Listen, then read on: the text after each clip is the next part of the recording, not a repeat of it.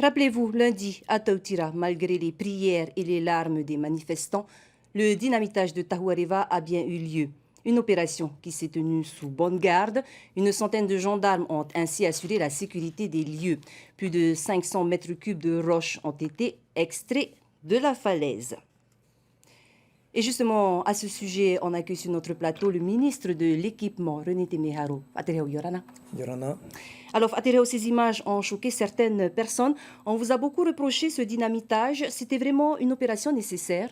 Je parlerai plutôt d'implosion car le système qui a été retenu, c'est faire en sorte de percer les rochers et d'introduire un système d'autosystème que nous avons là, qui nous permet de fragmenter les pierres tout simplement. Il ne s'agit pas là de faire exploser la montagne Tahuareva, comme j'ai toujours entendu depuis le début de cette opération. Il s'agit là de faire descendre tout simplement ces rochers qui, d'évidence, est dangereux. Alors, il y a des manifestants qui se sont déplacés sur site. Ils parlent du caractère sacré de la montagne. Vous comprenez leur... Oui, j'ai entendu différentes interprétations. Chacun voit midi à sa porte, je dirais.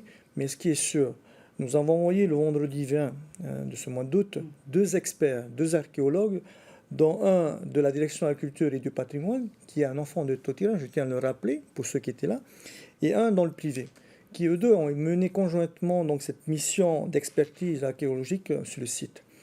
Donc leur avis est unanime, je les cite, il n'y a pas eu d'intervention de la main humaine sur ce site. Et ce n'est pas un site archéologique, donc par définition, il n'y a pas de sculpture ni de pétroglyphes.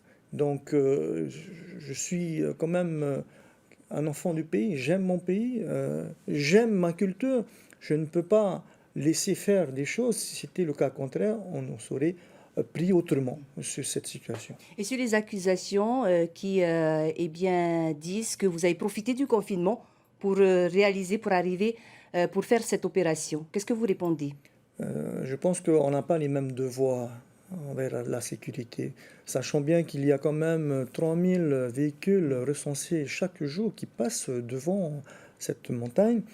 Donc il était donc de mon devoir et de ma responsabilité de prévoir et d'anticiper des choses qui pourraient devenir, comme on l'a pu observer, il y a eu quelques années, la situation à Faoni où il y a eu un mort, faisant suite donc à la chute d'un des pierres.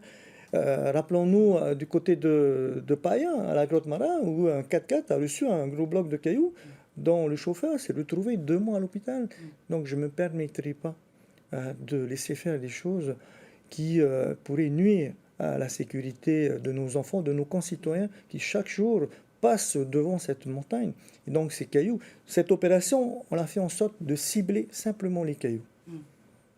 Et des éboulements ont déjà eu lieu, évidemment. Il y a eu trois éboulements courant 2020. Donc, la dernière, c'était au mois de novembre, qui est intervenue comme par hasard un vendredi soir.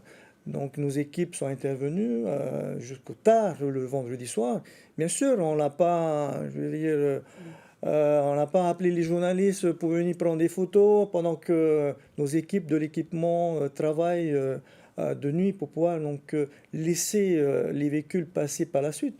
Effectivement, je me suis engagé aussi à faire en sorte que ces cailloux restent en contrebas de la mer.